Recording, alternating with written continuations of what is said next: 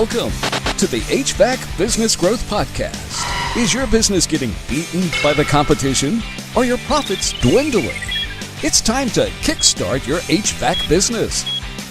Here's your host, Nick Balowski. Hello everybody, welcome to the HVAC Business Growth Podcast. I'm your host, Nick Balowski. We've got another great show lined up for you today.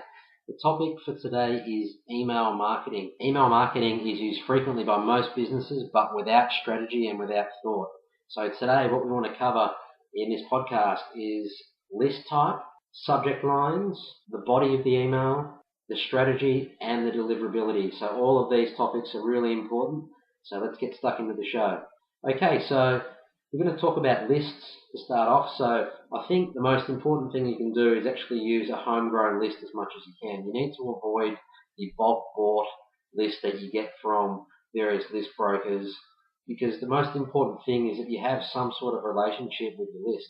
So ideally they may have brought a previous product of yours, or they may have got a heating and cooling unit service off you. At the very least, you need to have a referral or a recommendation to actually use the list, just like an endorsed mailing. So if you're emailing a list and it's absolutely cold and they don't know why you're emailing them, then more than likely it's just going to go into the spam folder, it's going to get deleted, and it's not going to get opened. So it's almost a waste of money purchasing that list in the first place. So if we get into the specifics of the list, ideally you actually have a full name and email address. That is part of the list as well. So that helps to be able to personalize the email. So instead of dear friend or dear neighbor, it can be dear Bob or dear their full name. Or adding a personal element to an email, I should say, is a great way to increase email open rates and also email responses as well. So next topic we need to talk about is subheadline. So subject line is really the headline. So the headline, just think of it just like a newspaper. The headline is critically important to getting the email actually open. So what do you think is going to have a better open rate? Newsletter number 4? That's not really catchy, is it? Or is something with benefits, criteria, and maybe even some controversy in the subject line, is that going to get people opening your email? So it could be newsletter number 4, or it could be 7 steps to getting your heating and cooling system serviced for free. So that is obviously a lot more catchier. It's longer, that second one, but it's more catchier. There's benefits involved there. It set people's buying criteria as well. So the subject line is critically important. So instead of just throwing together any old email, have a really good think about the subject line. And if your email software is actually good enough, you can do what's called a split test on different subject lines, and you can see what gets open more. Does the catchier, more controversial subject line get open more than just a newsletter number 4 type of headline? So the next topic we need to talk about is the actual body of the email. So there's really 2 strategies, and both can be done really successfully. You just need to think what suits your particular business style and what you want to achieve out of it. So the first one is going with a full content strategy. So basically, whatever you have to say gets put into the email. So the email is obviously going to be a little bit longer if you've got more to say.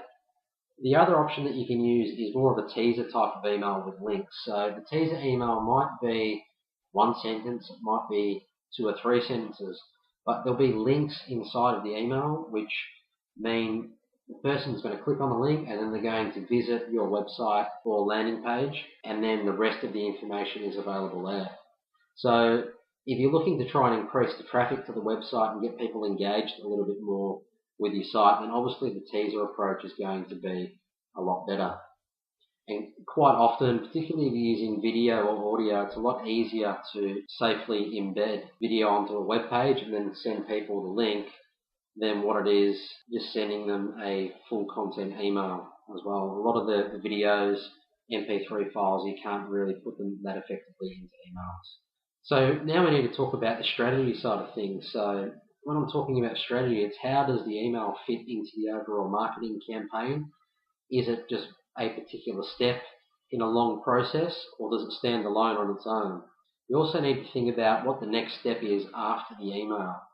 So every email you send out, the rule of thumb is that the person must be better off receiving the email and reading it than what they were before. So you need to really think about what the next step is. Do you want people to visit the website and register for something? Do you want a phone call? Do you want just a return email? So you really need to decide on what the strategy is for this email or the sequence and how it fits into the overall marketing campaign. So the next topic is deliverability. This is really, really important, I feel, and it's where people come up quite short. So you need to do a couple of things here. Firstly, you need to avoid spammy looking emails. So things like putting in different coloured text, capitalizing, email shouting. They're really massive problems that I see that tend to mean that your email is going to go into the spam folder. Also, things like putting in the first name versus just putting in dear friend or not putting an address on it at all.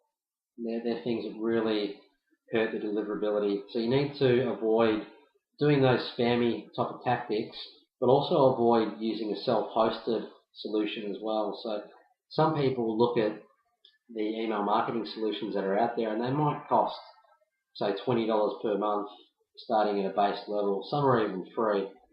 And they look at it and go, I'd rather host my own email solution because I don't like the idea of having people's information on a stored, secure database. But if you do that, usually the deliverability of the email is quite a bit lower. You see, major providers such as Aweber, they actually work with the major accounts like Gmail, Hotmail, Yahoo to get better deliverability. And I think you'll find that a lot of the major companies like the Aweber company that I just mentioned, they have very, very high deliverability and they actually claim that theirs is the best in the industry. So when you're paying for an email management service or email newsletter service, that's what you're getting. You're getting a centralized database with fantastic deliverability. So some of the options that are out in the marketplace are Aweber. They start at around the $19 a month for a list of 500 people. They're a great email provider. A lot of top marketers use the Aweber service. iContact is also very good. They have a great reputation out in the market. I've never used iContact myself, but like I said, there's a great reputation out there, so I wouldn't hurt you to try and use one of those, to use iContact, I should say. MailChimp do a great service as well. They actually have a free plan where you can send, I think it's about 6,000 emails per month and a list of 2,000 people. And their interface is really easy to use. It's pretty simple. It's a little bit quirky in a way, but once you get in there, I think you'll really enjoy doing it. And the email templates they've got, the newsletter templates, I think are fantastic. You can make some really good looking emails and some good newsletters. So GetResponse is another American-based company. They also have a good reputation. I've used them as well.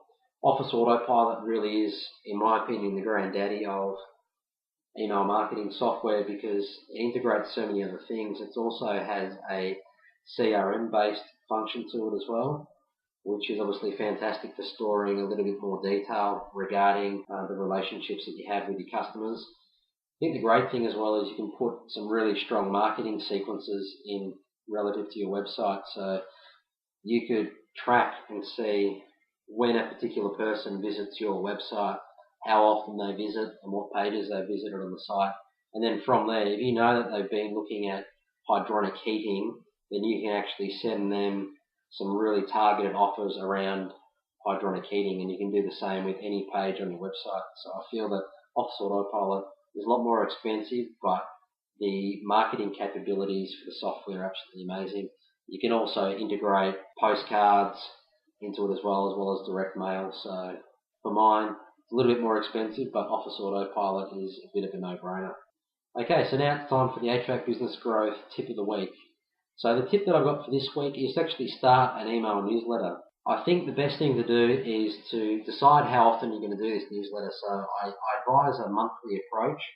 So a monthly is just enough time in terms of you don't have to be rushing to put content out all the time. Also, it's not 3 months or 6 months where people are going to forget about your particular business. So start an email newsletter. Use a service like MailChimp or Aweber, or you might actually have your own provider that you use that is in the list. Start the newsletter, send it out to your database, let the newsletter get shared around, promote it on Facebook and Twitter and get some more people onto your database, and then communicate with them using this newsletter. It's a great tool. You need to really mix the amount of selling that you're doing versus educating.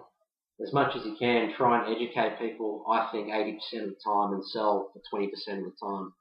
I think you'll find as well that if you nurture people a lot more through the sales process and you're taking more of an education type of approach, then you're going to have a lot more success in the long run. And ethically, it's probably a better thing to do as opposed to hitting people over the head with a sales hammer all the time. Okay, so that's all we've got time for on today's show. Thanks for listening to the HVAC Business Growth Podcast. If you have any questions or you'd like to comment, head on over firstly to the blog, hvacbusinessgrowth.com/blog. Leave your comments in the posts on email marketing, or you can head on over to iTunes as well and leave your comments there. This has been another edition of the HVAC Business Growth Podcast. For more marketing tips and strategies, go to the website hvacbusinessgrowth.com.